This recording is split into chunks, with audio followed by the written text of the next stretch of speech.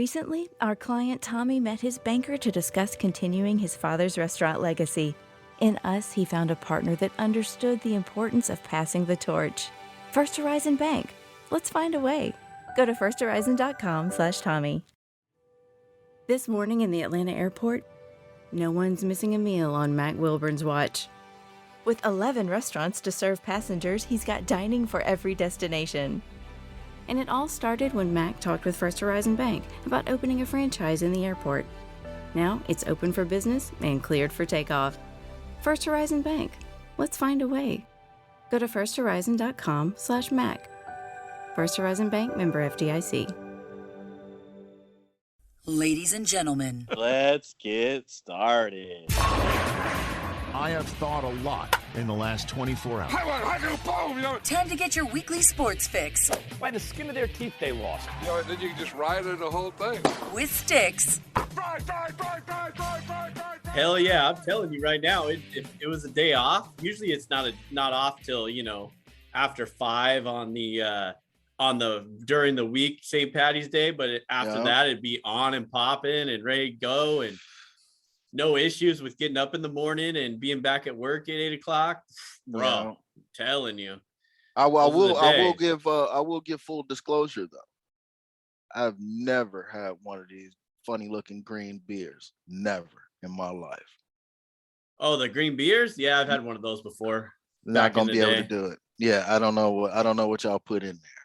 I'm cool. There's no food coloring.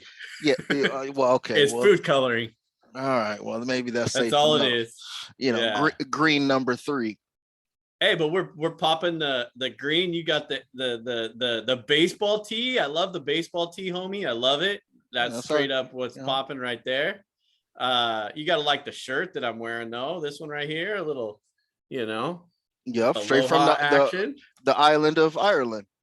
There you go. Exactly. You know what I'm saying? Say happy St. Patrick's Day to everybody. You know what I mean? Shout out to India, shout out to Russia, even though, you know what I mean, there's all kind of tension off in the world, but the Russian followers be holding us down, man. And we do this not necessarily for us. We do this because we live it. But we do this for the people. Yes, we do, and that's what we're out here for. It's March Madness. Jiminy Christmas. What am I doing here? We got March Madness going on right now. So we won't have one of our biggest fans, Dirk Irvin, I'm sure tuning in right now because the Zags are about to tip off in 4 minutes. So, shout out. He can catch the replay later. Yeah, Michael Holmgren. You mean Chet Holmgren, fool. You got to turn people off before we even get started. Hey, you turn on so you stay with it. You know what I mean? And if y'all sitting up here, look, I'm going to say something else controversial right now. Oh, no way. Surprise, surprise. I mean, I don't even know. I will say something else controversial right now. Man, F them brackets, man. What are y'all doing? What are we doing out here? Yeah, nobody's scouted. You've never filled out teams. But see, now it's different now. It's different now. I'm not saying I've never did it.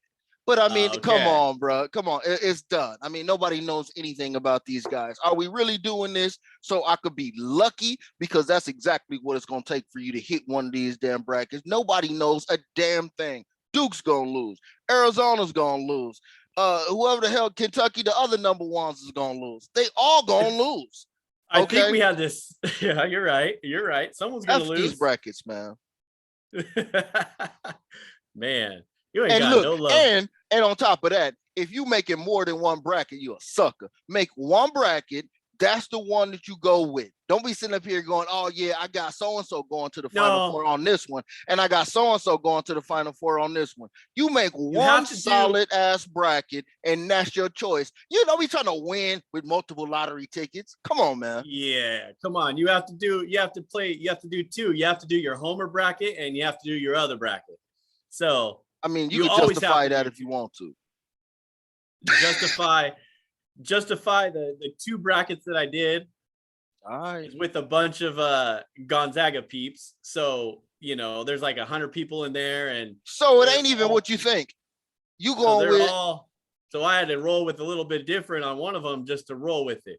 So you're just throwing it. So you're doing some BS. I used to do like 8 of them back in the day to get different outcomes. And one time I had 3 teams go to the Final Four. I picked 3 into the Final Four. But it was like this the 7th bracket I did. So I was just guessing, throwing darts in the wind. That didn't mean nothing to me. I didn't feel accomplished by that, man. Well, you If can't. I would have hit it with 1, that's another thing. There ain't nobody who watched any college basketball throughout the year. Nobody. And if you did, you watched one team the whole year. Yeah, maybe. You watched your one team the whole year. So nobody knows a damn thing about these brackets and how they're going to go. Because I was talking to Aaron Jones earlier too, our boy in Vegas, and we were chatting it up a little bit. And he said he heard on the radio that one of the sports talk guys in Vegas were saying that there's no way Michigan State and Duke do not lose in the first round because the NCAA bracket peeps need Duke and Michigan State, Tom Izzo and Krzyzewski to play against each other one last time. So talk about some fixed bullshit. I'm all for it. Come on, man. You know I'm all for that. Even if it happens. You are not for the fixed bracket shit. No. You are not for the fixed game. Now we talk about that in NFL all day. That's exactly what I was about to say. I'm not for the fix, but what I am there for is them getting there on both of them on their own pure merit. And then let's write the story. You know what I mean? Now let's write the story. The story is always more compelling. You know what I'm saying? Because nobody wants to know how the sausage is made, right? So the story is more compelling than how long it took me sitting here writing the story. Well, they keep giving us stories. We keep talking about the stories. Come on, man. Love the story, bro. I think we have a few more things to talk about in college basketball. But before we get into that, what's good? Anybody looking to sponsor their business? Anything they want to do? Somebody is. Yeah, it's all kind of business. Let us know. Opening. Get a hold of the producer, Chris_Donovan on Twitter, or Chris, CHRIS, at thisisfunner.com. Hit him up. He'll get back to you and let you know what we got going on there. Check out the Sports Fix with Stix and the Nos Big Homie on YouTube if you are right now. We appreciate you. Subscribe, of course, as well. Don't forget to subscribe, rate, and review the show on whichever podcast platform you listen to. Go to thisisfunner.com for more podcasts and online content. As always, any platform you listen to there, everything is there as well. Follow me on Twitter at Stix015. Use that hashtag Stix and Sports, and follow this guy, Anos Big Homie at homie_anonymous. Hey, bro. I think that was a pretty solid opening icebreaker there we got going on. What do you think? I'm beginning to think that you might be ready for the big time with these ad reads, bro. Because shut the hell up, man. You start up every time. You starting to get smoother and smoother as time goes on, man. Man, you tripping. You tripping about as hard as this shirt is, though, right now. Yeah, you gotta do it. You gotta do it. But what I do have to do is let everybody know on a semi-somber moment. Not everybody might be aware of this, but I mean, I have to jump the show off with this because, you know what I mean, this is one of the main characters that created the anonymous Big Homie. I even had to bust out the memorial toothpick. You know what I mean? Hey, óyame, chico. Rest in peace. Racer Ramon, aka Scott Hall, man. Rest in peace, man. Hey, man, he was in bad health he was in good health for a little while, man. But if you guys are or are not wrestling fans, I can't remember if it was WWF, WWE in terms of time frame. But just go and do yourself a good favor. You want to see the prints of the promo. You want to see a solid promo cut with extreme immersion to it. Take yourself to YouTube, man, and just put in Razor Ramon. Hey, you remember them promos that he used to cut walking down the streets of Miami. Oh my God. Those were some of the best when he would flick the toothpick in the dude's face and tell him he wasn't nothing. Oyame Chico. You know what I mean? Hey, look, Razor Ramon, man. And of course, we know as time went on, teamed up with Big Daddy Cool. You know what I'm saying? Diesel. And what other names did Diesel go by? Besides Kevin Nash. He went by another Big Daddy Cool, Diesel. He had one more name, but y'all know who it is. They was big together. And then, of course, NWO days with Hollywood Hogan and all of that. Scott Hall was a big part of that. So to make a long story short, and even shorter than that, rest in peace, Razor Ramon. The bad guy. The bad guy. The bad guy, man. You never see another bad guy like this. There ain't one person who listens to this show that's never watched a WWE or a Nitro episode and does not know who Scott Hall, Razor Ramon is. I hope not. So yeah, I hope R.I.P. to that guy. That was one of the greatest characters, bro. That was one of the greatest characters ever. Oh man, it definitely brought a lot of pop back into the WWE world back then, and I'm no professional on the WWE anymore. I was back in the day. I can't fool around. But we've always used the WWE props. The Nos Big Homie brought those out a couple years to y'all. Some name drops that we've used in the past. So, hey, like you said, homie, you said it before. We don't know a whole lot of nothing, but we know a little bit about everything, right? That's right. Shout out to Nikolai Volkov. All right, let's get into something before you lose me here. Hey, I didn't get a chance to hit on this last week, so I have to throw it out there. What up? Our UFC 272 plays from the Saturday, March 13th, I believe that was. Right. Was that I don't remember what freaking day that was. Last Saturday, not March the Saturday. 5th. Yeah, the Saturday before last. March 5th. So we went 5-0 on the main card. So shout out to this guy right here and this guy right here. We just want to throw that out there. I actually knew somebody from this fight. This was the main fight had the dude who kneed the guy in the face in 4 seconds. That guy was fighting. Masvidal. Yeah. See, I knew one guy. I knew a guy. We're slowly getting you in there, homie. And he got beat. So I'm thinking that he's a big time guy, first class. He kneed a guy in the face and dropped him in 3 seconds. It was great. You don't even need to watch it. You just watch the YouTube clip. It's a GIF. He knocked the dude out, 3 seconds, bang, bang. Right. It was over. And I'm thinking, oh shoot, he's a clear winner.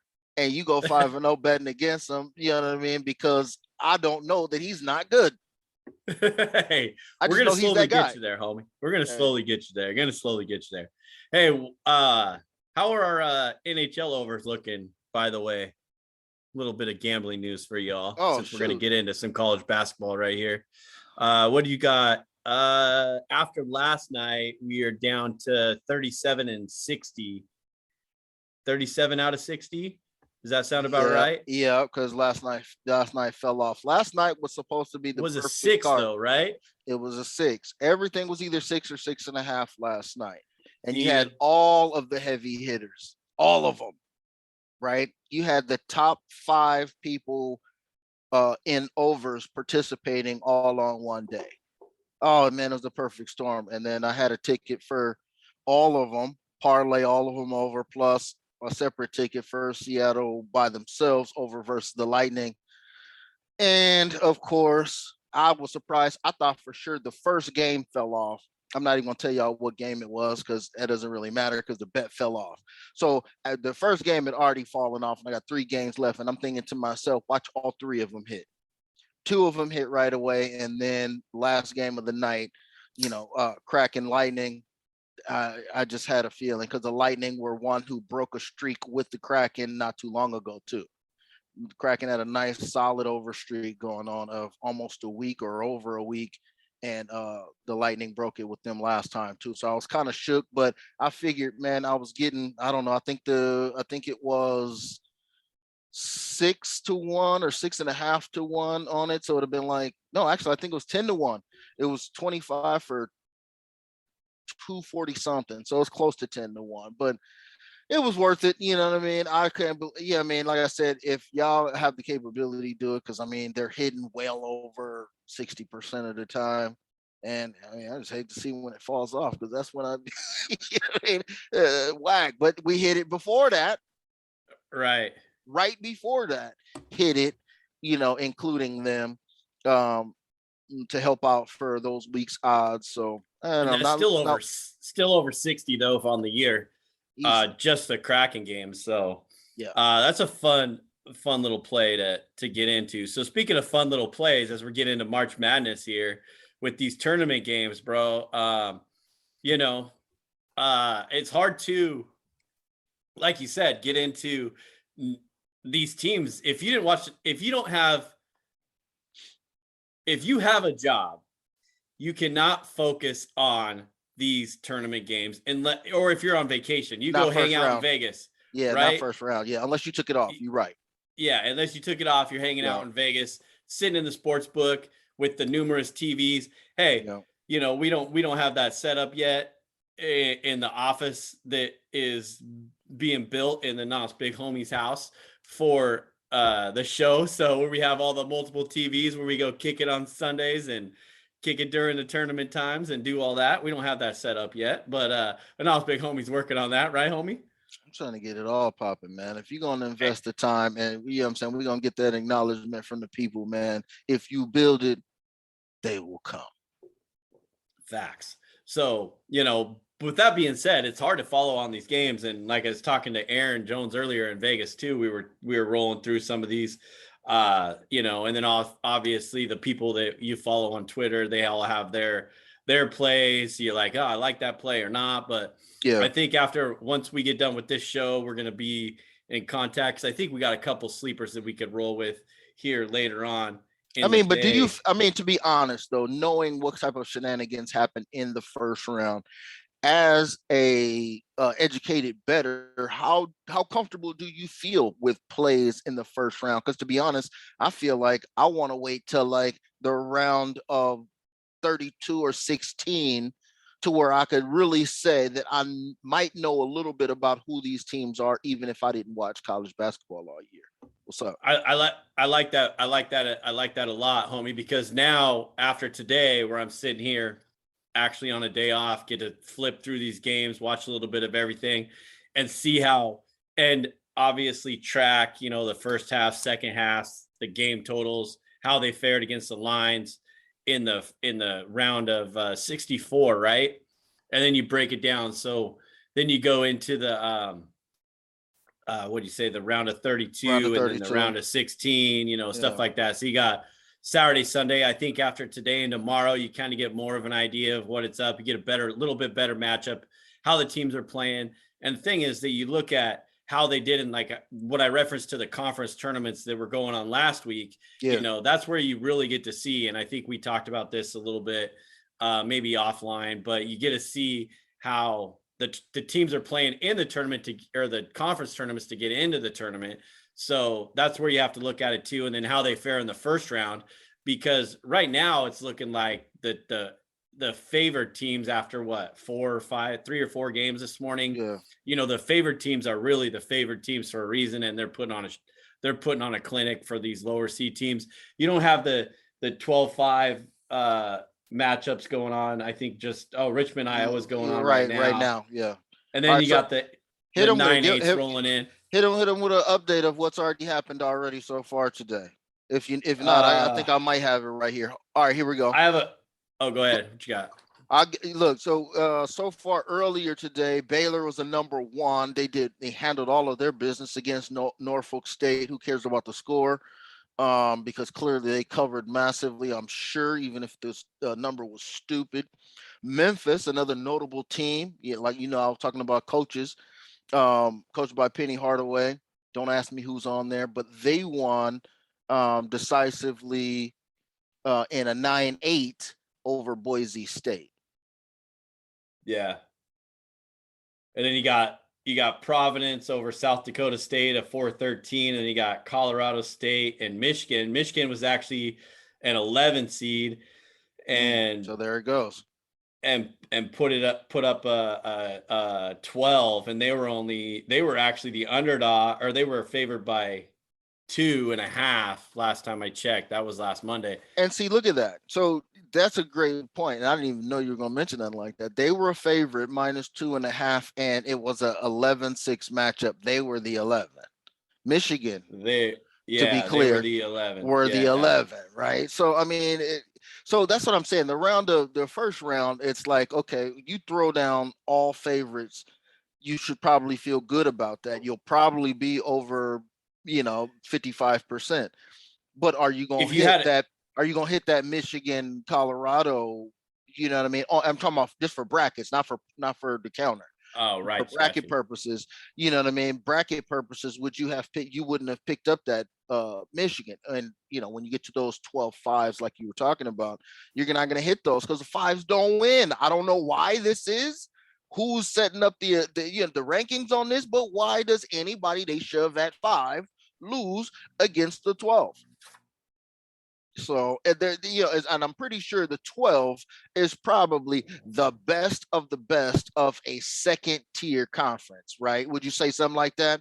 They're probably like whoever a 12 is, like Richmond. They're probably the champion of the Sunburst Conference of the Northeast or whatever, right? And they're going against a number 5 in Iowa. Right now, Iowa's winning by 5, 39-34. 6 minutes to go in the second, right?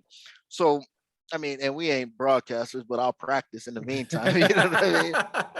That's not what I'm here for. But you know what I mean? So, like I said, I don't know, but for bracket purposes, who the hell knows? Now, for competitive pricing on points and whatnot like that, man, I gotta, your undercover guy. Well, I guess he's not undercover. I don't know if we should give him some props, but it's a dude named G Unit. He's out there and he comes with a spreadsheet. I mean, he's a pretty well-known guy. He's a VSIN guy, if y'all know what that is, right? So he comes out with what he would make the lines. And it gives you a nice jump start. So you can mix in a little bit of what you think with that.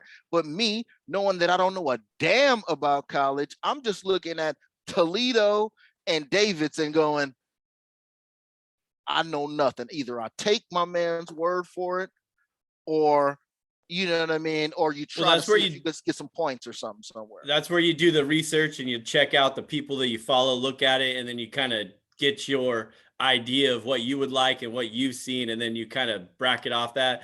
Mad props to G Unit down there in Vegas with the Vision, because he, gives you that idea of what he would play. And I'm telling you, this guy has mad energy and mad skills of what he just does with 800 days in a row of this college basketball. Even in the off season, it's nuts, man. It's he literally gives you a cliff notes. The research has already been done. Here's what I think. Do with it what you will. And literally it's the entire slate. Okay, if you think you're sharp and you just need a little bit of edge, you need his info, bro. And I'm not sharp with college basketball. I'll say it again, but that is an edge for your ass, I think. Who do you have? 100%. Who do you have winning in these multiple brackets you got? I mean, what's your final fours in this? People want to know. Yeah. I know Gonzaga is one of them in one of the brackets, and then I rolled in the other bracket. I had to go with the homer play, and then I think it could be their year here. The other bracket I had is Arizona. I think they've been playing tough. I think either way it's going to be Arizona and Gonzaga, unless Gonzaga gets a hiccup in their game, throughout the bracket. I don't know. I think they could. I don't have the bracket in front of me. I could pull it up. Actually, I got 37 tabs open here. Yeah, let's see. I don't know, man, because I keep thinking that if I remember, I think Baylor's a one, Duke's a one, Kentucky's a one, and Arizona's a one. Oh, okay. Dukes. Yeah. What's the other ones? You have Gonzaga, Arizona, Kansas, and Baylor. Kansas, not Kentucky. Okay, got you. Yeah, but Kentucky's a 2. And you got the typical Duke 2, you got Villanova 2, and you have Auburn 2. So, I mean, you got plenty of opportunity. The Duke in the Gonzaga bracket, you have, I don't think there's really Memphis. anybody else. Oh, yeah, Memphis. What about that good Penny round. Hardaway second round, right? So we just talked about Memphis, a 9 did what they were supposed to do against Boise State, and then Gonzaga expected to do what everybody thinks that they will do. But did the game just kick off? Yeah, game just kicked off. Oh, okay, 16 and a half left, tied up 5-5, and yeah, Georgia State just took a 2-point lead. So yeah, they ain't. But that could be an interesting matchup in that bracket. I don't know a damn thing about UConn, but they're a 5. Arkansas is a 4. Alabama, I don't know these. If this was football, I would be like, okay, Alabama, all right, I see you. You know what I mean? If it was, Arkansas, maybe, you said Michigan State earlier. So, but who did you have coming out of that one? Clearly Gonzaga, I'm guessing, right? Yeah, Gonzaga out of that one for sure. And then the other one I had Arizona, just in case Gonzaga slipped. So, you have the opportunities there, but we just went over the 1 and 2 seeds. Okay. And the way that you look at it, I believe that, and I've said this, we've said this in the past, and I said this in 2000 and what year was that? 2016. Are you struggling to conceive? You have options, and at Piedmont Reproductive Endocrinology Group, we'll make sure you have the guidance and support you need. PREG is known for individualized fertility care that's unique to every patient. We take the time to provide a reassuring and empowering experience because we believe that you deserve nothing less. Let us help you on your journey to parenthood. Visit us at pregonline.com to learn more. Get the guidance and support you need at Piedmont Reproductive Endocrinology Group. Seeing is believing, and you're not going to believe how bright and vivid the colors are on the Samsung Neo QLED and OLED TVs powered by the Neural Quantum Processor, because this is an audio ad. Unless you can see it, which means you already have one. Nice. Samsung, more wow than ever. I believe it's 2016. I remember after one of the rendezvous meetings at the old Trap, we were coming back from a meeting, and it was during March Madness time, and I'm sitting there in a Uber, or actually back then it was a taxi. I was sitting in a taxi on the way home, and I'm talking about college basketball to this driver, and I was like, it was one of the games where, and I remember it vaguely, obviously for many reasons, what happens on those flights when I get on a flight. I remember it vaguely, but on the way back, it was I was sitting in the car with him, and I was like, there's going to be a 16 that upsets a 1. I'm telling you right now, there's going to be a 16 that upsets the 1 because of the way, because I think that night there was a game, and it was a close one. And I believe, what year was that Virginia lost in the first round of the number 16? It was either 2008. That's the only one. That's 17 the only one. or 18. Yeah, that's the only one. It was fairly so recently. I called it after that taxi ride from the airport one of those nights, because that was one of those games that was going to be pretty close. And I was like thinking ahead. I'm telling you, we've talked about this last year in these brackets. We were talking about how these teams are getting more competitive every year because of all these things going on, even though they might only stay for 1 year, like we discussed. The games are getting more competitive. Who ever heard of Longwood? Where the fuck is Longwood? Don't ask, bro. I have no idea. They took on Tennessee or whatever, and they're playing Tennessee. Nobody knows where they're at. But guess what? They're in the tournament. So, there's these teams coming up. So that was just a little fun story for y'all. But I think there's a lot of teams that could be an opportunity. I think this is going to be the year with the top 2 seeds, like we said, they're going to be rolling, unless some, craziness happens where there's the spoiler of who was that? It's been a whole bunch of them. They come in there. Syracuse It was Bryce Drew and Valparaiso back in the day. That's who it was. George Valparaiso, Mason. baby. It was Florida Gulf Coast. And Loyola Chicago pulled their Chicago. put their card in the hat. Yeah. Sister Mary or whatever her name is right there. Yes, bad disrespect to her right there. I apologize, but it's a good one, man. It's been a lot of Cinderellas, notable Cinderellas that make their name in this. So I'm gonna give you one Cinderella that I'm thinking of right now. The only one I got off the top of my head this year, right now, is Vermont for some reason. Vermont, I have known not a damn thing about them. Bernie Sanders, but if that's so, I don't know. But Vermont and Gonzaga in the Sweet 16. That's my call right there. So Vermont has Arkansas first round, and then they play the winner of UConn and New Mexico State. So let's see how that works out for me. Wow. All right. Well, hey, like I said, I'm looking at I'm looking at who coaching these teams. That's what I'm looking at nowadays because, you said, there's so many hoopers out here, and the game is totally different, right? They're not, doing the whole college, pass it around a whole bunch. These dudes are jacking up threes too, and doing the most because, of course, their three is even shorter, and so the game is different. And so I'm looking at the, different coaching matchups that I might recognize for my own gratification. But like I said, I ain't got a dog in the race, man. The only dog I had in the race fell off last night in the 16-16 play-in. The boy Peter Kiss got locked the hell down, bro. He's the nation's number one scorer. I've never heard of him. He's finally on national TV.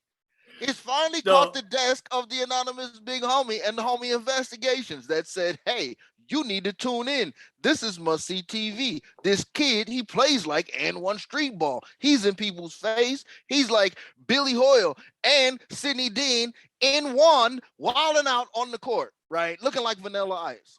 I'm like, oh, I got to see this. I see a couple clips. I go, I have to see this. They locked his ass down. They D'd him up like he was Tony Kukoc when Scottie Pippen and Jordan was pissed off. Okay, they locked him the hell down. They didn't want no parts of what was going on. He got one little move and that was it. But they locked him down, man. So that was what my interest was. I wanted to see them play Arizona, but it didn't turn out. The one college basketball game that homie's excited for, his boy gets shut down. The only guy he referenced to that he found all year, all season. And that's what happens. All right, homie, you got anything else on college basketball? We'll roll through because we got a lot to talk about with some NFL and NBA, or NFL and Major League Baseball, baby. I do not.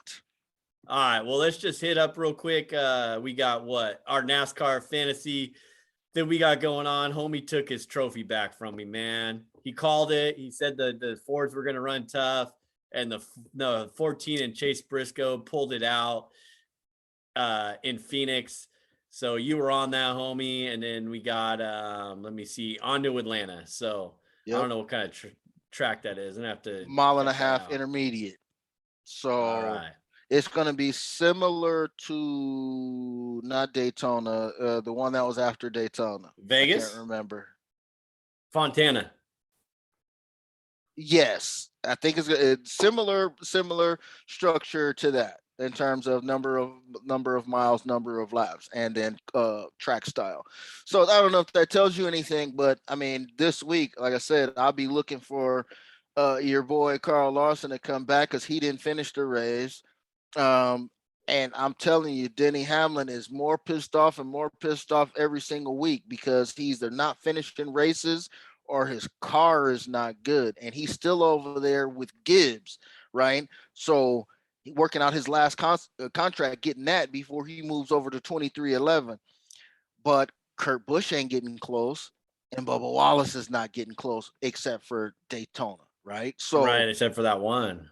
So I mean, those are the two breakouts I look to see because Kevin Harvick got close, and he don't normally lose in Phoenix. He's like the Phoenix master, and he lost. He was my number one go-to, right? But I don't know. We're going to have to see, man. Atlanta, man. It goes down. Gonna be a fun one on Sunday, that's for sure.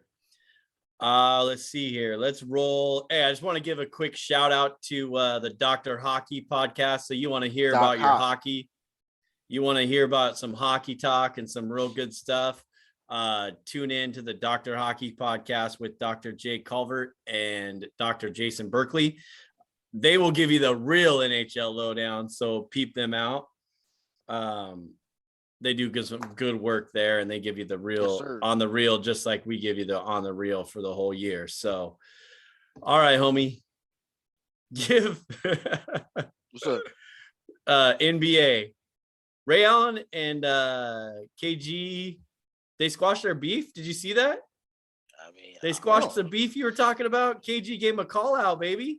And then give the people the 60 seconds or less rundown if you have that ready, if you want to. Yeah, I got a little something, man. But yeah, I don't know. This KG, Paul Pierce, Rajon Rondo, Kendrick Perkins, the same team that the Lakers beat for one of those titles. They also beat us, by the way, but that's how Boston Celtics versus Lakers always go. Yeah, hashtag winning time. But anyway, they've been having. Have you watched all that already, by the way? Oh, I'm on it. Yeah, I'm on it, man. Is it a series or is it a? It's it's a series. I haven't got a chance to peep it out yet. I want to peep it. Is it been okay so far, real quick, before you get into it? Or? Yeah. It's kind of like it's like a Talladega Nights of basketball with real people. Kinda. So there's comical parts in there. There's people with big personalities in there. They made Jerry West look like he was just a raving maniac after he retired and became the head coach of the Lakers. This is before the Magic era.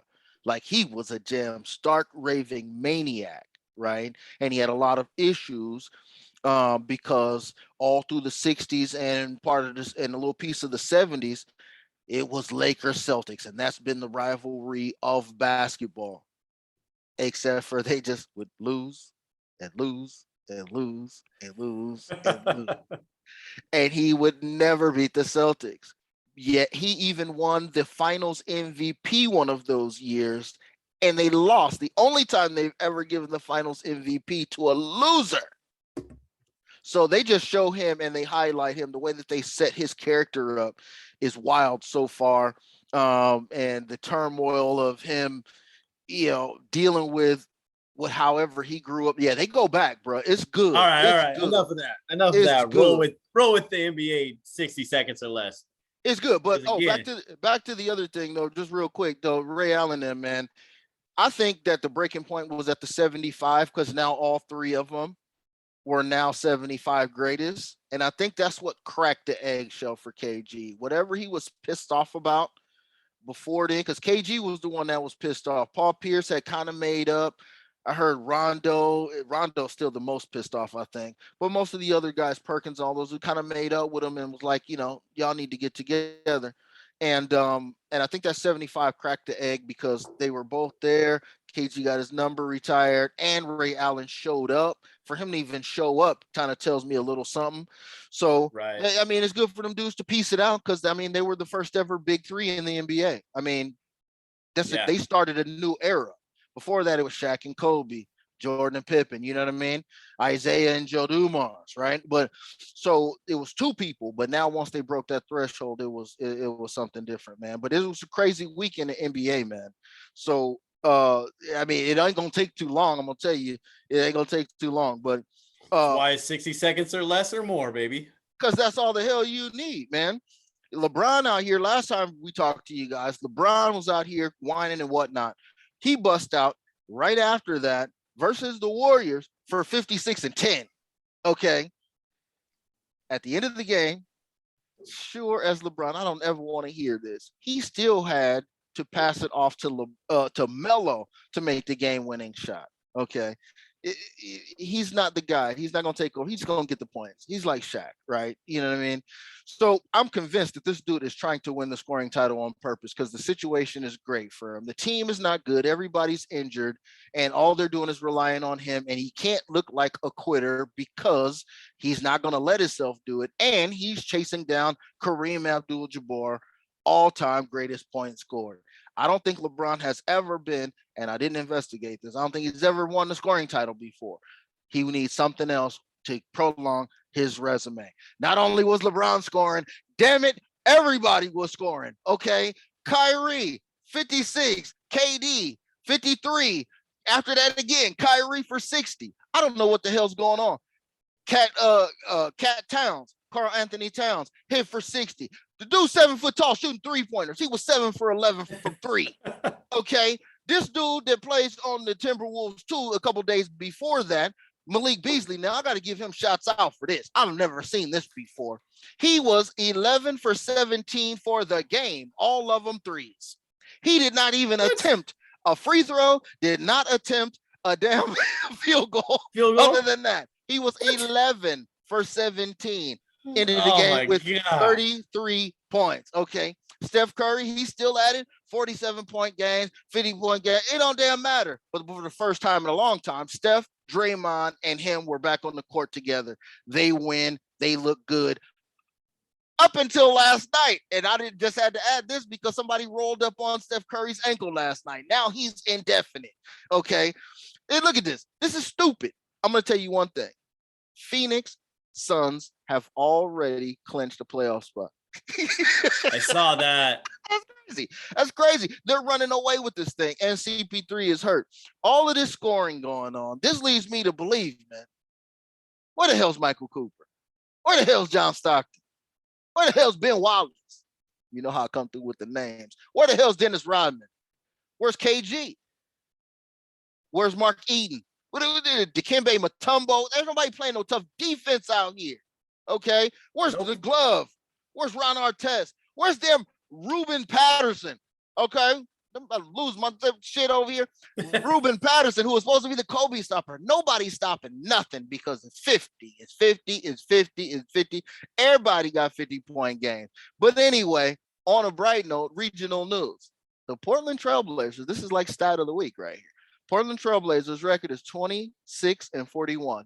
Maybe that means nothing to anybody else. They're in the 11th seed. It is what it is. But I found this interesting. In home games, they're 17-18. And they've only won 2 games on the road. 17 wins, all at home. At least if you're a Trailblazers fan and you buy tickets and they win, good for you, because they don't win nowhere else except for home. What do you know about that? What do you know about that, man? So since the All-Star break, when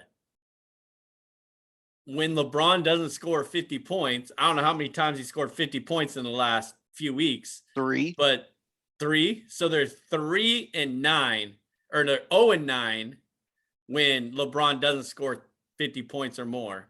So they're 3-0 when he scores 50 points in the last 12.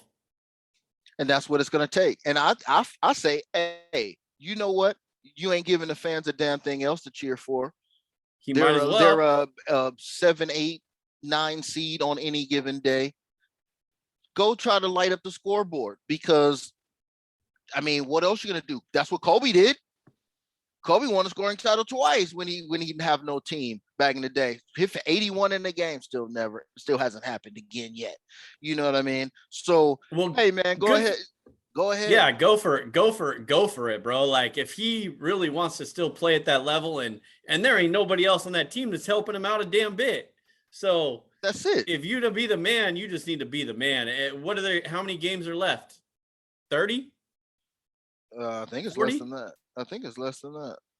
30, so something like that. I mean, LeBron might as well go out there and just go get his and just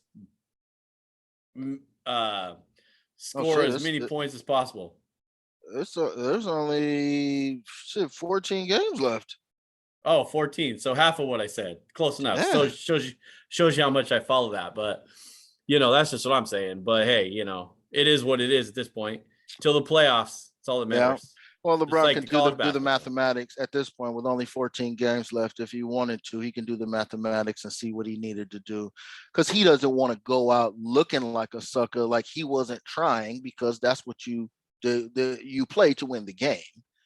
But while I'm at it, since nobody else is out here with me, a supplemental trophy for my mantle might help my brand or whatever in the hell else he's doing.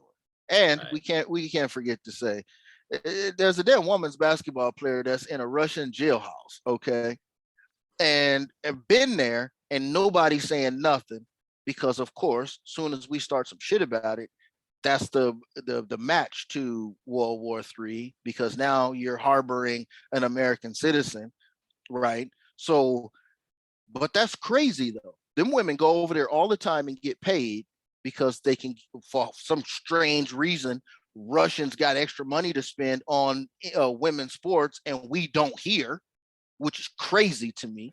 Okay, because that's a whole nother story that we can get into, about one of the NBA teams being fined because their owner took them a chartered flight home.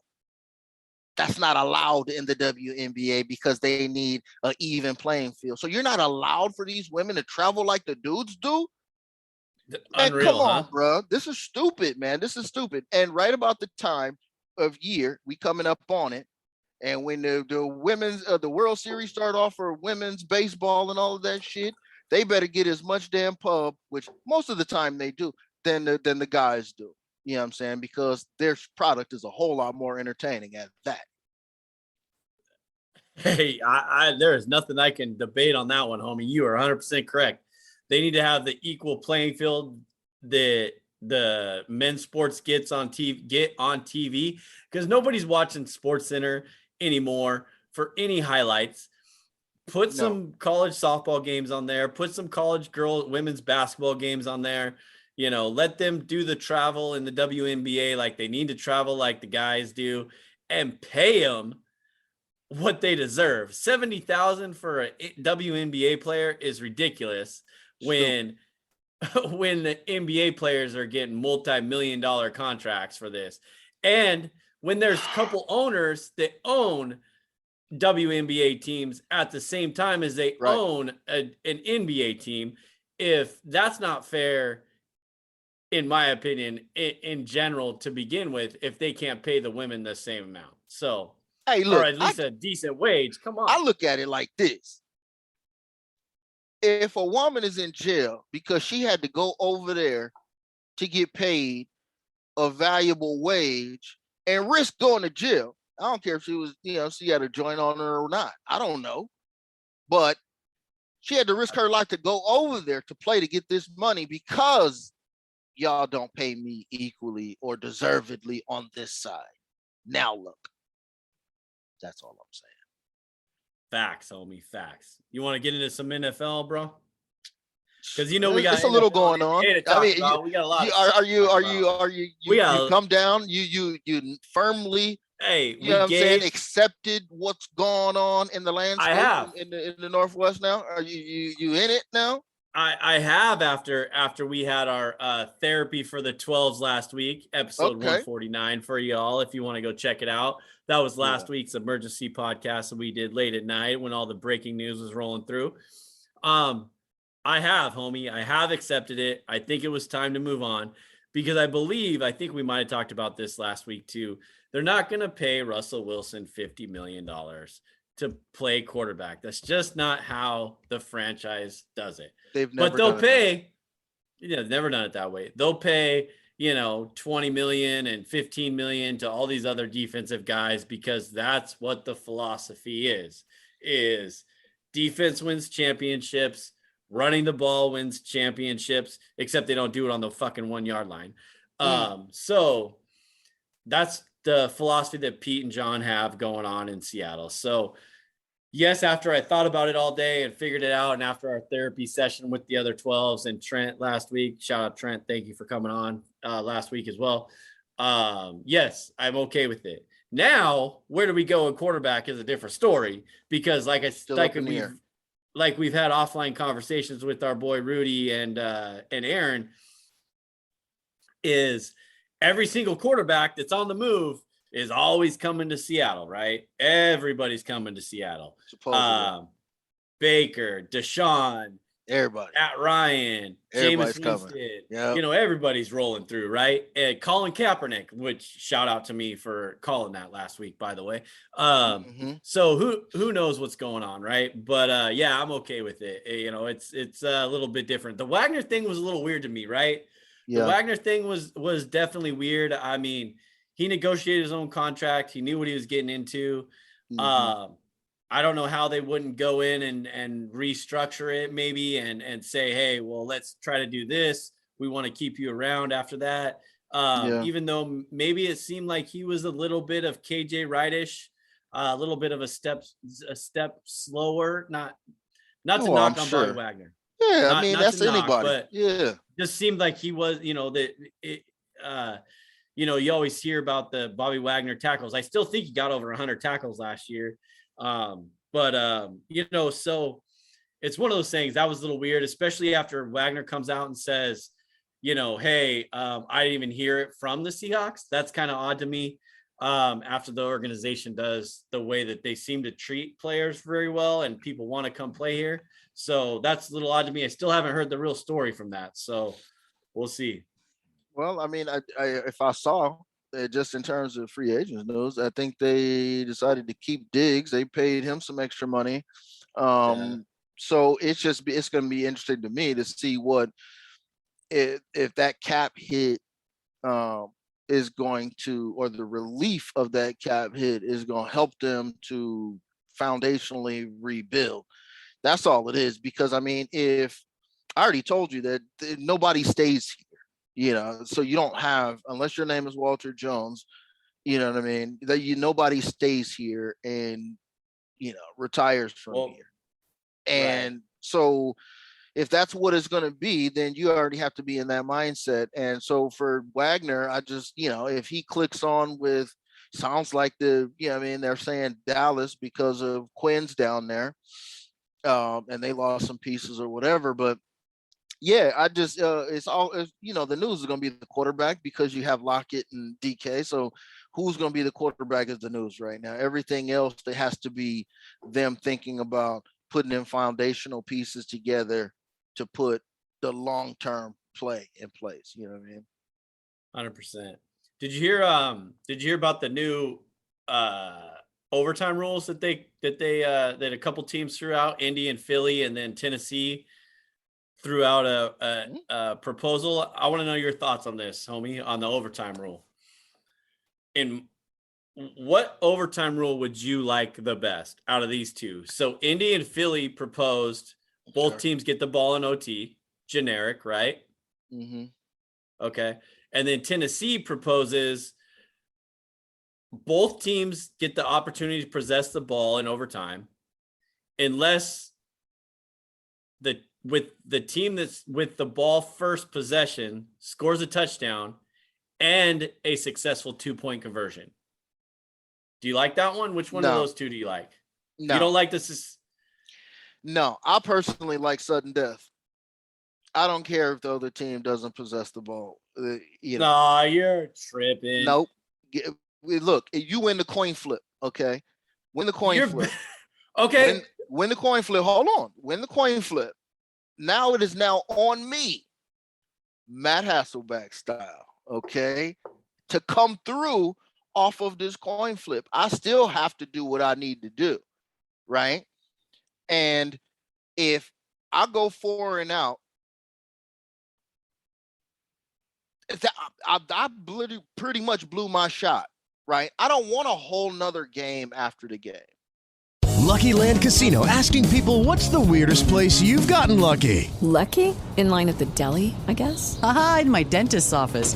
More than once, actually. Do I have to say? Yes, you do. In the car before my kids' PTA meeting. Really? Yes. Excuse me, what's the weirdest place you've gotten lucky? I never win and tell. Well, there you have it. You can get lucky anywhere, playing at LuckyLandSlots.com. Play for free right now. Are you feeling lucky? No purchase necessary. Void where prohibited by law. 18 plus. Terms and conditions apply. See website for details. With Lucky Land Slots, you can get lucky just about anywhere. Dearly beloved, we are gathered here today to... Has anyone seen the bride and groom? Sorry, we're here. We were getting lucky in the limo and we lost track of time. No, Lucky Land Casino, with cash prizes that add up quicker than a guest registry. In that case, I pronounce you lucky. Play for free at LuckyLandSlots.com. Daily bonuses are waiting. No purchase necessary. Void where prohibited by law. 18 plus. Terms and conditions apply. See website for details. Right? I don't want that. I want, hey, if I blew my shot right there, then that's cool. Now my defense has to go out and stop them from taking their shot. If we keep stopping each other, the first person that wins should be it. I don't know nothing about all of this. Other teams should possess. Other teams should possess if they stop them on defense. That's it. So you want a coin flip to determine the overtime 90% of the time to determine the outcome of the game. Do you want a coin flip? Do you want a coin? Yes, that's exactly what you said. Do you want a coin flip to determine your over-under bet on the Seattle Kraken game? What are you talking about? If it goes to overtime, there's no tie. It's a shootout. Do you want a coin flip to determine the outcome of your wager you are going to place on an over-under, heads being over, tails being under? Do you want a coin flip to determine that? It's not relevant to the conversation. Yes, it is. I don't. No, I don't. You're saying, okay, exactly. So you're saying that a coin flip should decide who gets the ball first, and if they score, that's game over. Over. That means your defense is whack, and we won. We whooped y'all ass. That's it. Okay. Now, if we do not go out and handle our business as a team, absolutely, you possess the ball. Now, here's the thing, though, because we've seen in multiple occasions where you have both teams have possessed the ball, then it turns into somebody is going to kick a field goal to win. Okay, so there's no huge change that needs to be made in the situation. Either put it back to the old school rules like I'm talking about, or leave it how it is, unless you want to turn the overtime into fun. Okay, let's turn the overtime into fun. Let's make it shootout. Okay, put your kicker at the 40, my kicker on the 40, and we're going to keep hitting 50s until somebody falls off. That's what the anonymous big homie wants to have. If you want to change overtime, let's make it fun. The shootout, most exciting play, most exciting overtime ever, whether it's soccer or hockey. Hockey better, though. But let's do shootouts. I like the Tennessee proposal, in my opinion. I think which is both teams possess the ball unless the first team that scores a touchdown goes for two and converts it. Okay, so I possess the ball. Like that. I possess the ball and I don't get it. Okay, then we're going off Tennessee. The Tennessee rule. I get the ball, I'll go down. I'm not in field goal range. I can't score. Turnover on downs. I give it to you, right? You don't score. Yeah, I get the ball back, and then I score. You still get the ball again? No, because it's just each team possesses the ball once. They have to possess the ball. That's the current rule. No, the current rule is if you score a touchdown, the game's over. Oh, yeah, right. So if you... That's what I'm talking about. So if you possess the ball, so the Tennessee rule is, hey, let's say, what was it? Patrick Mahomes gets down, scores a touchdown in overtime against Buffalo. Yeah, right? I get the ball back. They have to go for two, and they have to convert the 2-point conversion. But I still don't get the ball back. Or Buffalo gets the ball. What if they do convert? Game's over. So why is the game over then and not before? Because it's a successful two-point conversion. So the octo 8 is what kills you. You got to do right. You got to get it to go. Got to get the touchdown and go for two. Talk about putting in some plays on the Vegas sports betting plays to actually analyze a overtime and 2-point conversion overtime rule, and that is as you look at that too. So I think that's cool because then okay, let's say you get down there to score and you don't get a 2-point conversion, then the other team has to score a touchdown. Right. Either way, instead of, just going down, they get the ball back and then kick a field goal to win, right? Yeah, but I got to score a touchdown anyway. So, okay, under the Tennessee rule, we both score a touchdown. We both possessed. We both score a touchdown. Now what? Now, if the other team, the second possession scores a touchdown, if they make the extra point, the game's over. Well, what about the field goal? They're already down by 6 if they don't. No, the overtime has started. You possessed, touchdown. I possessed, touchdown. Now what? Then first score wins. Okay, that's what I'm saying. First score wins, field goal, whatever. Yeah, because you both got the ball already. So so all you're saying is the minimum is the same. You got to have 2 possessions. We're throwing out the field goal, okay, the field goal attempt, because the mission is to get down there and score a touchdown and go for 2 and hit the 2 to win, because there makes no sense now for me to get down there and get to 30, stall out and kick a field goal. Now I have to find some 30-yard play to get into the end zone, because a field goal is not doing me no good, right? Is what you're saying. Right. Because right now, a field goal doesn't win you the game, right? No, it spins you back. But that's what I'm saying. No, I'm saying if the other team has already scored, so just like always, you go down, you get the kick, boom, go down there, field goal, 35-yarder. Now the pressure's on me. I go down there, I stall at the 20, I stall at the 30-yard line. So now it's a 40-yard field goal for me to tie. I'm going to kick that under the current rules to stay in the game, right? Well, you kick that in either one of those rules, you'll be able to kick that to win. To stay in. To stay in. Oh, yeah. You're saying it's 3-0 right now in overtime. Right. So what I'm saying is it now becomes on me to try to get into the end zone, but I guess it's always on me to try to get in the end zone and win if they didn't already kicked a field goal first. So, yeah, I don't know, man. It would probably be cool, It's an interesting concept to think about and see what happens if that goes into effect sooner. I'm almost positive that has a name, too. I think somebody recently in the last couple of years named the touchdown and the go for 2, I think. It has a name to it now. Does it? Anybody that's got it, hit us up on a Twitter, let us know what that is, but I'll probably look it up in the meantime. But yeah, because I think it was mentioned in the playoffs last year when Joe Mixon got the touchdown and the 2-point conversion himself. It has a name to it, octopus or something. I don't know what it's called, because that's something got to do with 8, but it's something. How about old Calvin Ridley? Placing placing a parlay. He must be listening to the show, talking about us parlays and stuff all the time. Yeah, listen to me. I'll tell him not to do it. But I know, but damn. Yeah. Well, we didn't even get a chance to get this opinion out there. I mean, what did you think about dude getting busted, making a wager when he wasn't playing last year? What was your opinion on that? Well, I think it's dumb because, I mean, yeah, they're not supposed to bet, right? They get the tutorial every year. I'm sure it's clear. They say, it's in the fine print in your contract or whatever. Don't bet on NFL games, blah, blah, blah, blah. He wasn't betting against his team, first of all. He wasn't playing, second of all. Right. He was just trying to enjoy being a young adult male, right? And have some fun and do whatever he's doing, right? So is he having mental health problems, or is he just young and stupid?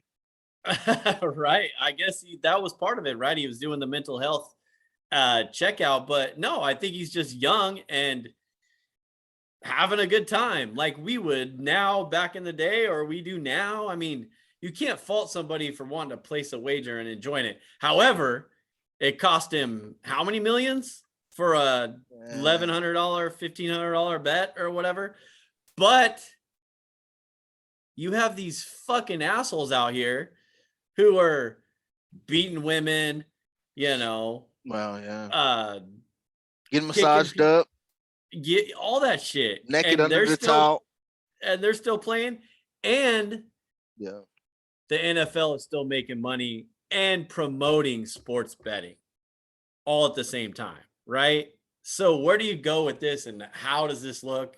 Who knows? I don't fault the guy, except I feel for him for losing his contract and the year he's going to have to sit out for a sports bet, which is dumb because the NFL is making money off of sports betting. So yeah, the fact that the NFL is in bed with, BetMGM and everybody else, right? I don't think that has nothing to do with it. Yeah, just like when we were talking about last year with the rules and how stringent they were going to be with pitchers and sticky substances, right? So for me, I'm going, oh yeah, they had to hit him hard with the year, and they're probably happy that it was him under these circumstances, just to let everybody else know that, look, we're not playing. He didn't even play last year. He has said that he was about to quit. And then all of a sudden, I guess he was talking about coming back. And then this comes out. But I mean, I don't know anything about all the timeline and all that and how that makes any difference. But they had to hit him hard with the year because they weren't going to suspend him for life. But they want everybody to know and clear, we're not about to have no point shaving. We're not about to have no Pete Rose. We're not having any of that now that we're talking about we are partners with these guys. We want to come down with the heavy hand. And they didn't have to come down with the heavy hand on a big name. Like, remember we were talking about who's the first big name, who was going to have the substance in the glove, right?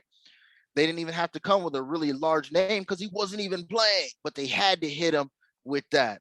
And, I mean, he had to get hit. I mean, that's just what it is. Because my whole thing was, is it mental health or just young stupidity? Because that you got a pamphlet before that says gambling is prohibited as a player in the NFL. Now, if you went to somebody, if you wanted to get down, you know what I mean? You would go to somebody and go, yo, can I do this even though I didn't play last year and I claimed that I was about to retire? No, you're on an active roster. No, dude. No, you can't even get down. Damn. All right. Look, playing the game is for you. Being able to live vicariously through you by running to the counter with my money is my job, right? You just go play ball and get healthy, get your mind right, and do all of that. You're right. Don't be trying to do both. So it's not even a good look. Yeah, let me throw this out there to you, homie. So you're Calvin Ridley, all right? Mm-hmm. And I'm your boy. Mm-hmm. And I say, hey, look, what's the game plan look like next week? Oh yeah, they're giving me these touches. I'm gonna roll. I think I'm gonna get like 10 to 12 looks right for me, right? Okay, cool. So what are the plays? Cool. All right, well, you know what? How about I see an over under as 86 yards for you, 86 and a half. What should I do? Oh, man, you should go.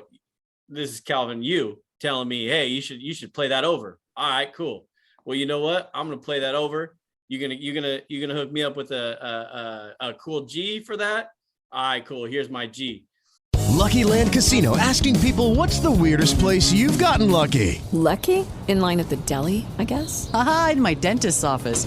More than once, actually. Do I have to say? Yes, you do. In the car before my kids' PTA meeting. Really? Yes. Excuse me, what's the weirdest place you've gotten lucky? I never win and tell. Well, there you have it. You can get lucky anywhere, playing at LuckyLandSlots.com. Play for free right now. Are you feeling lucky? No purchase necessary. Void where prohibited by law. 18+. Terms and conditions apply. See website for details.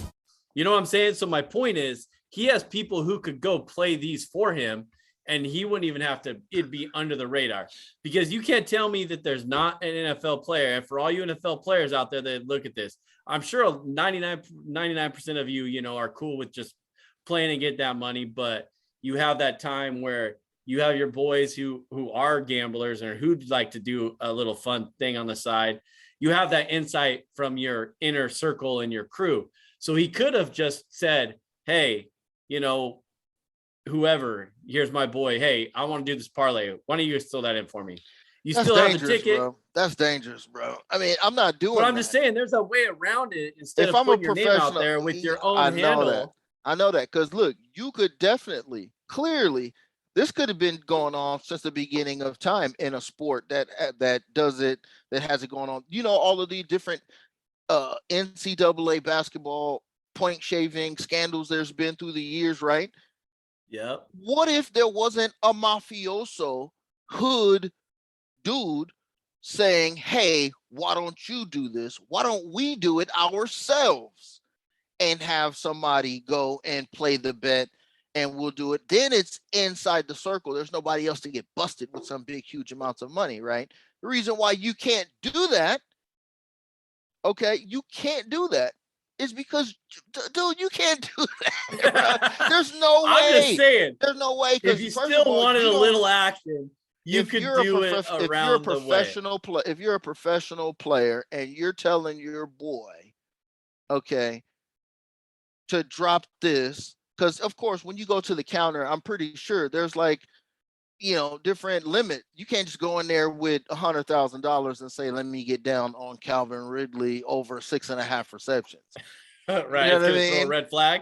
Hell yeah. You know what I mean? So you have to know all of that. And then what you going to do, split it up and go to 10 casinos, probably, if that's what you're in the business of doing. But yeah, no, you can't do that. Your job is to play the game at a high level. The reason why they give you the bread is for you to have nutritional habits, behavior habits, mental habits, physical habits that promote you playing at a high level for my professional football team. That's what you get paid the bread for. Not to be out here trying to double it. Go start a business or something. It was $1,100 or $1,500, man. But see, one you just thing want to was, have a little fun. If it was, I wonder what if it was fantasy. If it was like one of those fantasy pools that have fantasy money. I know, that's what I'm saying. I always hear the players talk about fantasy, but what if this was fantasy for money? That's what I'm saying. This is what I think the NFL wanted to whack a guy hard, right? To get everybody's mind cleared of, we don't give a damn. I guarantee you it's a memo that went across about fantasy. If it's money in any kind of way involved, stay away from it. I guarantee you the NFL came out with all of that info for these dudes after this came down. Yeah, 100%. I agree. That was just a fun little conversation. I mean, yeah, we missed that all together. Do you think, okay, one last question and we should move on because we got a lot of baseball to talk about and anything else. Or there's one more NFL thing. One last question, homie. Do you think the punishment is right a year for a $1,500 bet parlay? Oh yeah, I think it's cool. I mean, if it was a lifetime ban, I'd be like, y'all wilding out, right? If it was a a game ban for half the season, I'd be like, oh, all right. But I don't know if that's a hard enough whack to make sure that everybody understands what this is. I think a year is perfect. I think a year is way too long. 4 or 6 is probably about right because all the other, I don't have them in front of me. Yeah. I don't have them in front of me, but all the other altercations that go on in the NFL, 4 to 6 games seems to be the amount that they get, no matter what. Tom Brady deflated a football and only got 4 games. They had Sean Payton up out of here. Your boy Josh Gordon is a repeat offender. Okay, look, I don't want to hear that. A year is a year, bro. Okay, and you can come back from that. He's only like 24 or something stupid like that. He's fine, long as he gets his mind right. I guess it'd be a mental year for him, right? Yeah, if he would have lost his career over it, then you would say, damn, that's unfortunate.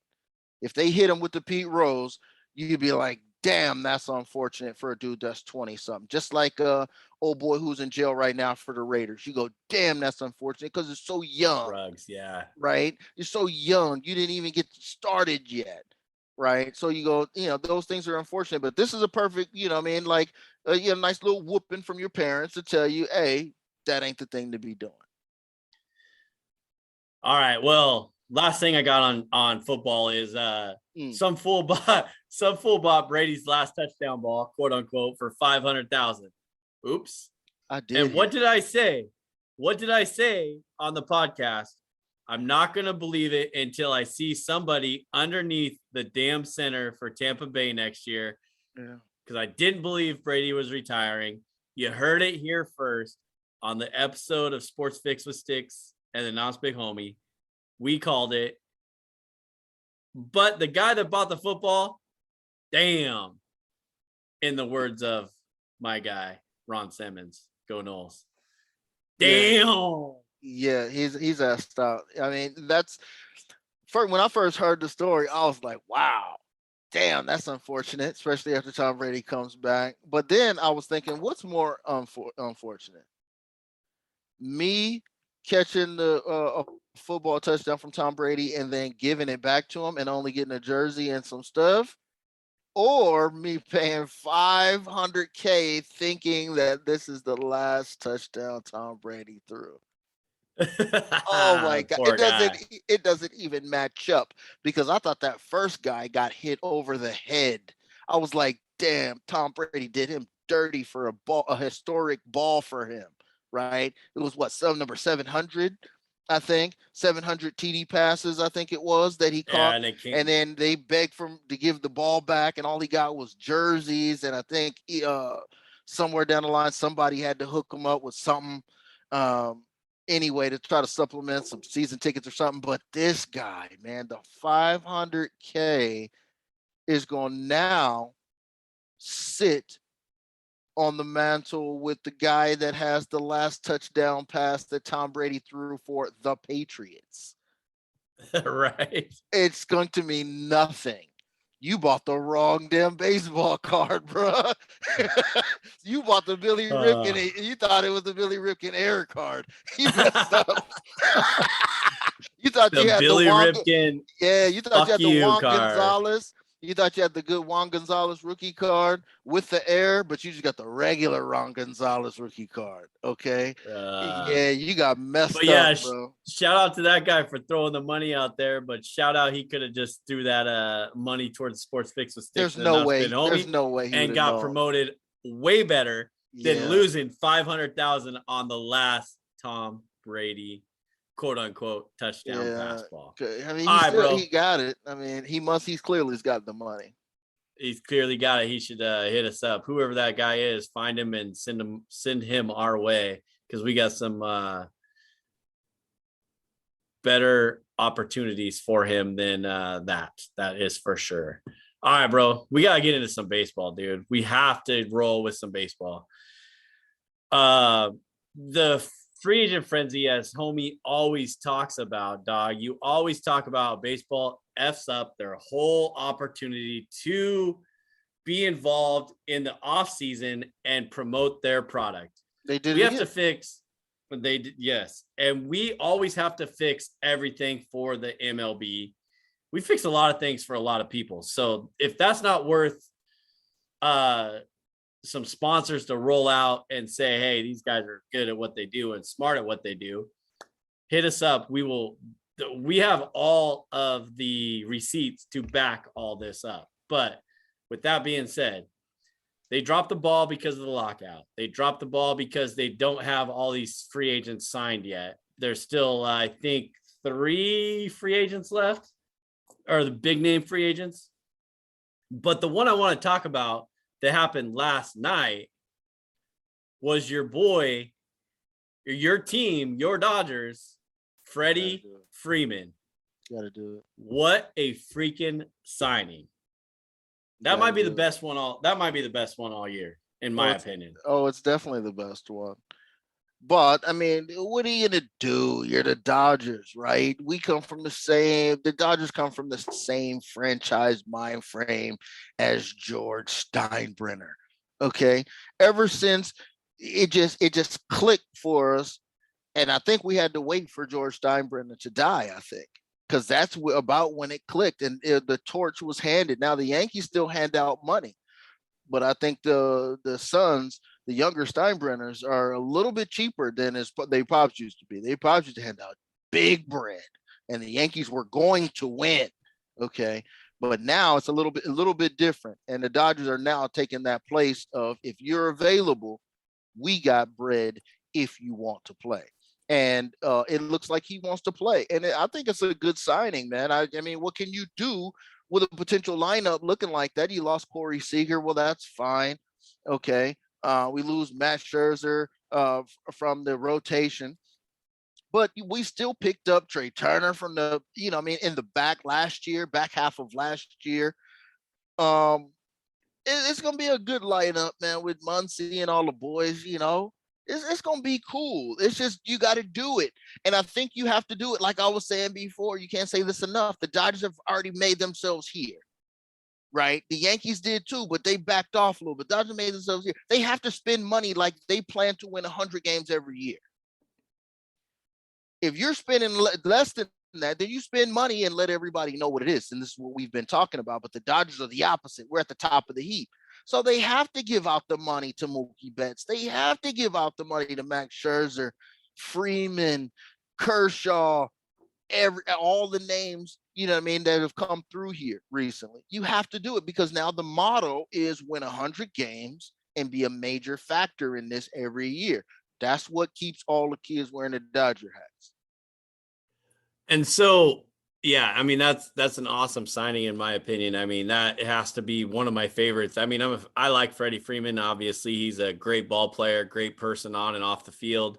What a signing. I mean, I just think when you look at that lineup, Betts, Trey Turner, Freeman, Muncy, Justin Turner, I don't know how many years he has left. Bellinger, still play. Bellinger on a comeback year. I'm telling you, man, watch out for Bellinger this year, boy. Will Smith, not the Fresh Prince. Yeah. Your boy Chris Taylor. Gosh, I can't believe he's even still there, in my opinion.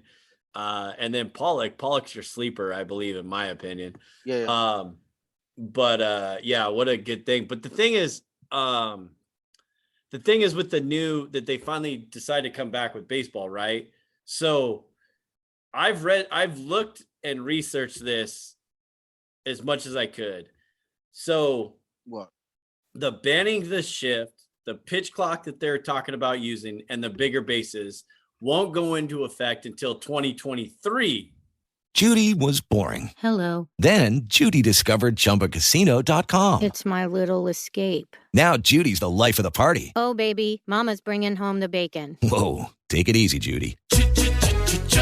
The Chumba life is for everybody. So go to ChumbaCasino.com and play over 100 casino-style games. Join today and play for free for your chance to redeem some serious prizes. ChumbaCasino.com. No purchase necessary. Void where prohibited by law. 18+ terms and conditions apply. See website for details. With the Lucky Land Slots, you can get lucky just about anywhere. This is your captain speaking. We've got clear runway and the weather's fine, but we're just going to circle up here a while and get lucky. No, nothing like that. It's just these cash prizes add up quick. So I suggest you sit back, keep your tray table upright, and start getting lucky. Play for free at LuckyLandSlots.com. Are you feeling lucky? No purchase necessary. Void where prohibited by law. 18+ terms and conditions apply. See website for details. So not till next year. So is the universal DH, I forgot to look up the universal DH. Is that a go this year? ASAP. Yes. Okay. The DH is ASAP. But those the other things are next year in 2023.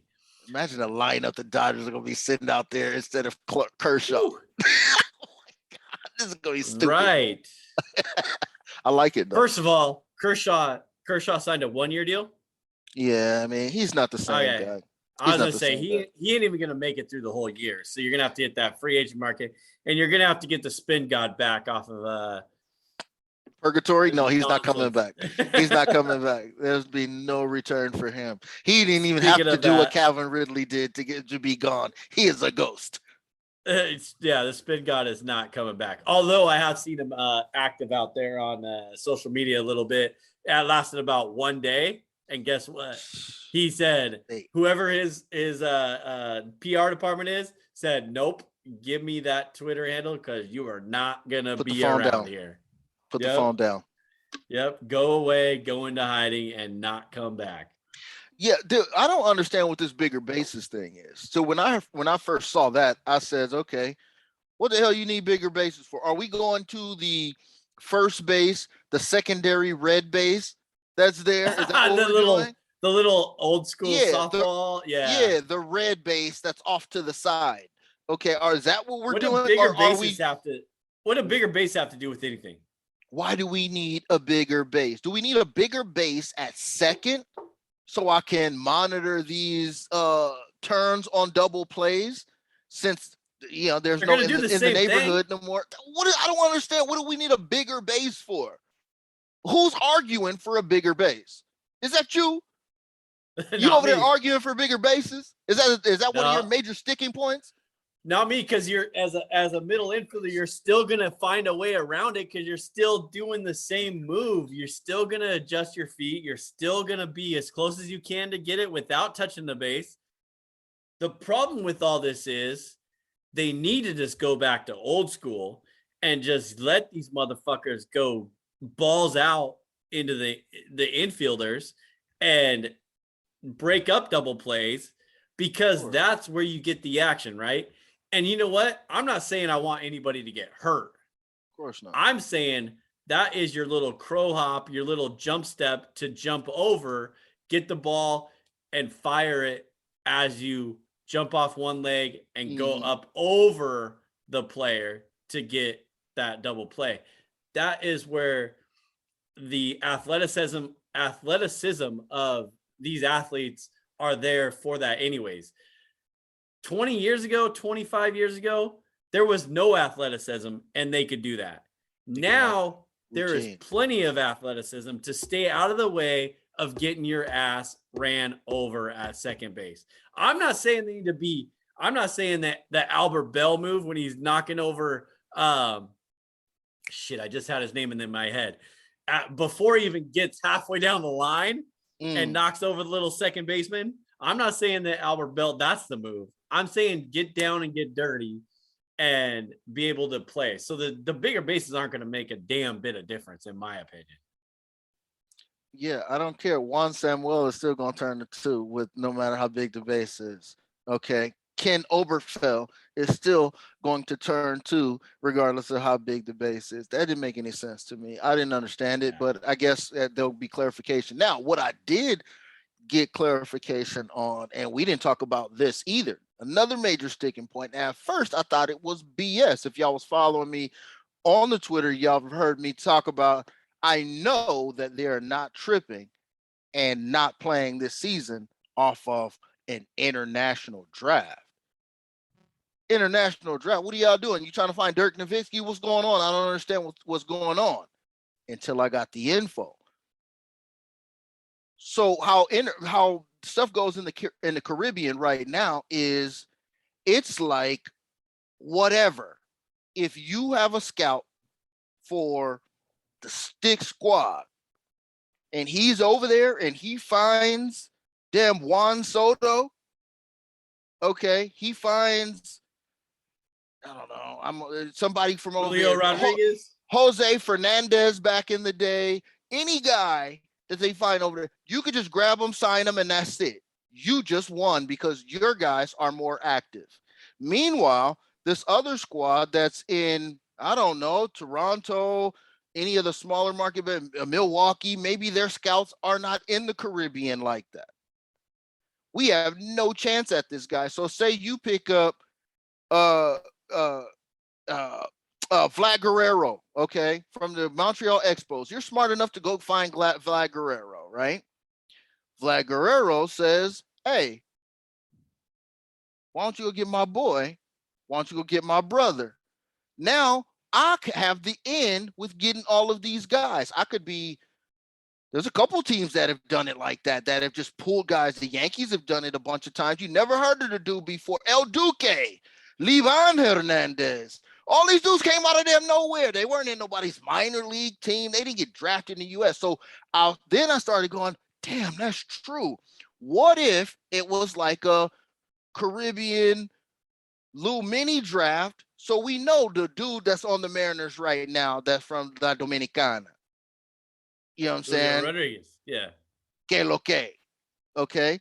If everybody knew about him and he had a chance to be cycled into, excuse me, in sight of everybody, I think that would make the fans go, oh, now I know that there's a dude down there that we could get. Because these teams just come up with these dudes and they come out of nowhere. I don't know what the big market, the big market teams go do that, go scout those people. You got the other teams, the low payroll teams, which we've talked about many, many times, is you know, you don't have the Baltimore Orioles, the Pittsburgh Pirates, the Cleveland Guardians, the Athletics, the Miami Marlins, the Diamondbacks, the bottom five in that order, going over there to scout these players, as you just said, because they don't want to spend the money. Look at their payroll. They don't want to spend the money for those players. All right, but I want to know about them too. I want my eyes on them too. Look, you're not telling me that I can go to any college and grab a dude. You're not telling me that I can go to any high school and just say he's the next Darryl Strawberry or Ken Griffey Jr. I'm signing you from high school, or A-Rod. I'm signing you from high school, right? So I don't even get a chance to know who those guys are. You got because you've either historically already had a dude always down here, you know what I mean, pulling up El Duque, Livan Hernandez, whatever, right? You've always had a dude down here. I didn't even get a chance. So if I am Texas Rangers, which would be a great environment for a Caribbean player to come if you want to go back home, it's real short, blah, blah, blah. Or if I'm Arizona, Arizona's pretty good. They always are pretty good. But you know these small market teams that I'm talking about that don't ever get these blue chip dudes. They go straight to, these certain squads. Maybe it should be for business purposes. Everybody should know about them so we could decide who goes to where. That might be cool. I 100% agree with what you're saying. I'm just saying that these teams that I just referenced, a lot of the teams will not go. What's that? You're saying they just don't go. They don't want to go. I'm just saying they don't go. They don't scout. They don't put in the time and the money to do that, to get these players. Yeah. And as much as we talk about the Mariners being a mid-level team, they at least have their eyes on these players, right? That you were just talking about, because the Shohei thing a couple years ago, right? Yeah. The Mariners were in the bidding, quote unquote, for that as the international player. So that's an interesting take on that, and I 100% agree with that. That the big market teams do not want, or the small market teams do not want the big market teams to have that monopoly of that, right? That's what, now that you mention it like that, now I'm thinking about, like, in a way, like, now I have to give you the advantage that I had because you didn't want to do that. I'm giving up an advantage that I had, a competitive advantage that I had in scouting, because you decided not to. I don't have to change the way that I operate business because you didn't do that. Your policy is different from mine. I kind of feel now I'm kind of on the side of the big market teams. Like, look, we put all the legwork in. We've been watching this kid since he was 14. Okay. So we done already donated money to their family. We done did all kinds of stuff, right? But see, I think that's what it's all about control. And I think that that's probably one of the things that were discussed, is the players don't want no parts of that, because the players want to just be able to go where the hell they want to go. If the Yankees are down here giving my family bread on a regular, that's where I'm about to go. You got an update or something? Yeah, breaking 12-5, as you discussed earlier. Richmond Spiders 67, Iowa 63. Hey, always. What the hell? Dude, I'm telling you, man, we were on that one, but I'm gonna once we get off this, I'm diving in, brah. We're diving in. But yeah, back to baseball. That was an interesting thing. Hey, by the way, shout out to Aaron Jones. Have to give him a shout out. We talked earlier. He took the Spiders at +10. Easy. Should have took the money line, which he just texted me and said the same thing. So he already called it. He called it before the show. Money where your mouth is. Yep, he did. He exactly did that. But yeah, back to baseball, bro. What else was there on there? Let's talk a little Mariners. Let's talk a little Mariners real quick. Yeah, what's up? So, we had the trade from, or the trade from Cincinnati Gino Suarez and Henry Winkler. I mean, Jesse Winker. The Fonz? The Fonz. Yeah, I knew you'd get that reference. That's why I said it. That boy. Came over from Cincinnati. All-star and Winker. Power lineup. Don't look at me like that, bro. This is gonna be a very, very fun year. That adds a lot of things. The thing is, okay, you're coming from the National League, you're going to the American League. Winker kills right-handed pitching, which is solid for the team for the division. Suarez hit like 30 bombs last year, has the capability to hit 50. The whole team's gonna dye their hair the way that Suarez has his hair. This is the word on the street that I got from the homie investigative team insiders, is the whole team is going to dye their hair the way Suarez has his hair if he hits 50 bombs. I like this lineup. You got JP, France, Haniger, Suarez, Winker, Frazier, Kelenic, and in my opinion, Julio Rodriguez has to have a shot. And this is why. And I've already discussed this offline with some other people. Julio Rodriguez has been with the Mariners since he was 16. He's what, 20 years old now? Okay. You had Kyle Lewis last year Kyle Lewis 3 years ago, 4 years ago when he was in the system, and they wanted to take their time with Kyle Lewis to get him back. He's been hurt. He won the Rookie of the Year in the short season in 2020 with the COVID year, right? Which we discussed a while back.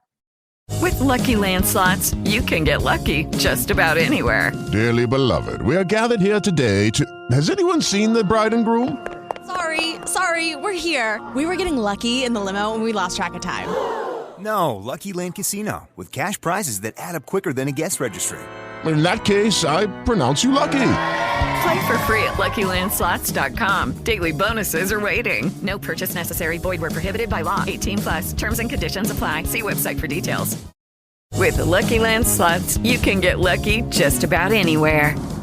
This is your captain speaking. We've got clear runway and the weather's fine, but we're just going to circle up here a while and get lucky. No, nothing like that. It's just these cash prizes add up quick. So I suggest you sit back, keep your tray table upright, and start getting lucky. Play for free at LuckyLandSlots.com. Are you feeling lucky? No purchase necessary. Void where prohibited by law. 18+ terms and conditions apply. See website for details. In my opinion, why are you wasting time with the kids, these younger athletes, to be in the lower level games when you could bring them up? We've seen it with Juan Soto. We've seen it with Chris Bryant after they finally called Chris Bryant up, right? So in my opinion, you need to bring Julio up now with the outfield that they have. Kyle Lewis is still on the injured reserve right now. He won't be back.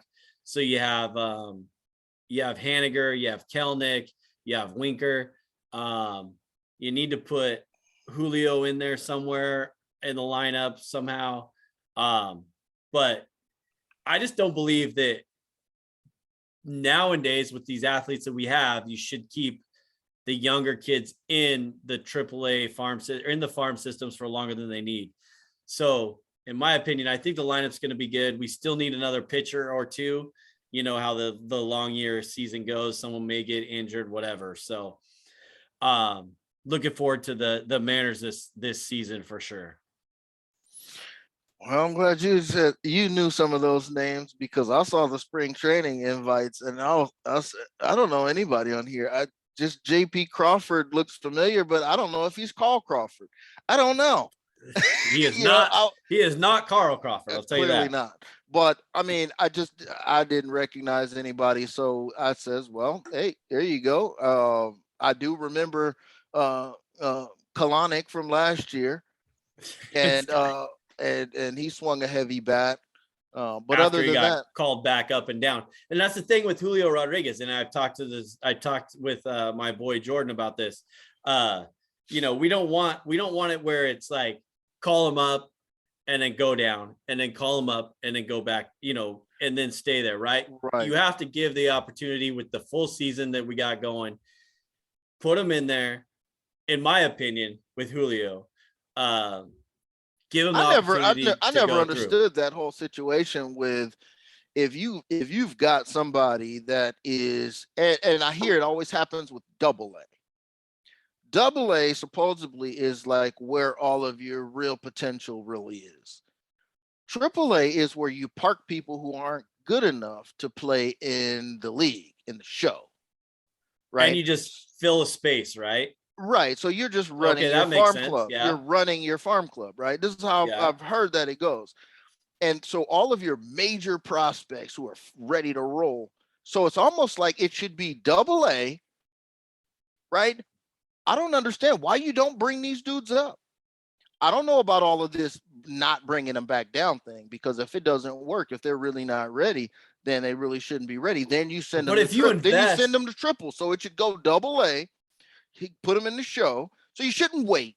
We don't wait for Baker Mayfield. We don't wait for Josh Allen. We don't wait for none of these quarterbacks. If you're Josh Rosen, your ass is the hell out of here, right? If you're Blaine Gabbert, your ass is the hell out of here. I need to find what I need to know right off the rip. And I think it probably has something to do with they're not trying to pay these dudes major league salaries right off the rip, which is maybe what they were arguing with some of this with tenure or something they was arguing about this collecting bargaining agreement. Yeah, bullshit money, yeah. But with time and seniority. But anyway, but you should bring these dudes up. Why am I sitting here holding talent if I'm a major league club? Why am I holding and you want to win right now? Do you want to win right now or no? If I'm these clubs who are trying to be frugal and thrifty with my bread, right? I want talent for the low.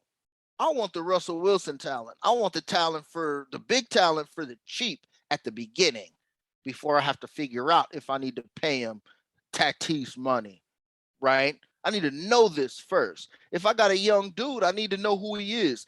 So I never understood the mentality of keeping people in the minors and they're just there forever. And the people that watch the main team who has the local minor league team nearby, they're wondering, why is this dude still down here if he's lighting it up in triples? What are you doing lighting it up in triple? You should be in the show if there's space. So if you're the Mariners, if you're the Guardians, if you're any of these, lower rung teams that don't spend a lot of bread, what the hell do you think the A's be doing? Shout out to the Bay Area. But, yeah, you are wearing the A's hat right now. And that's what they do all the time. So I just don't think that anybody should be waiting. I don't understand the farm system, how they progress up. If I found you somewhere, or if you're a high school, or if you're straight out of college, if you do a season in doubles and I see something, you should be trying out for the big roster in the next spring training. You should be able to get shots. Everybody should be able to get shots. And maybe that's the way that it works. Maybe double A, triple A, and the big ball club are all at spring training. And that's why they do split squads. I don't know that, right?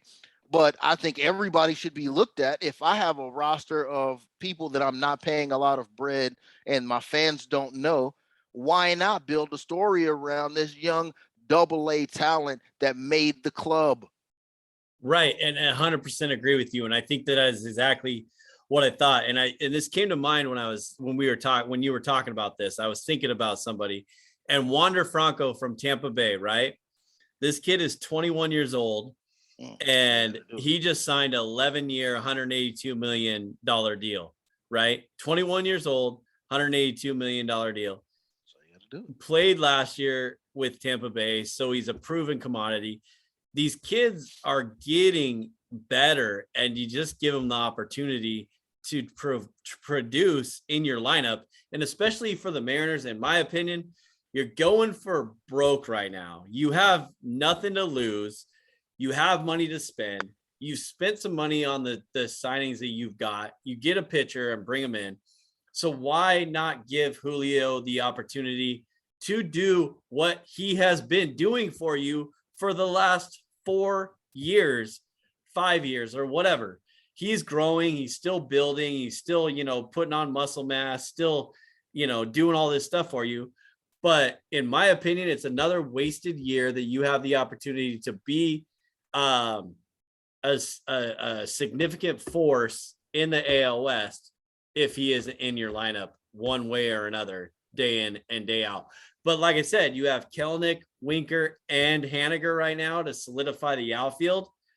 So who does Julio's which spot does he take? I don't want to say Haniger at this point. I'd like to keep Haniger as well. Yeah, Haniger. But you have to find a way to get those four bats in your lineup right now. So DH, somebody's playing DH. Yeah, somebody's got to be the DH, and then, but you have tomorrow is the first spring training game, and it sounds like Haniger is going to get to play, or not Haniger, Rodriguez is going to get to play in like pretty much 33 of 35 of those games or whatever they got going on. So they want to see what he's got. So we'll see. I think it's his time. I really do. I don't want to waste any more years of his productivity that he could produce. Straight up.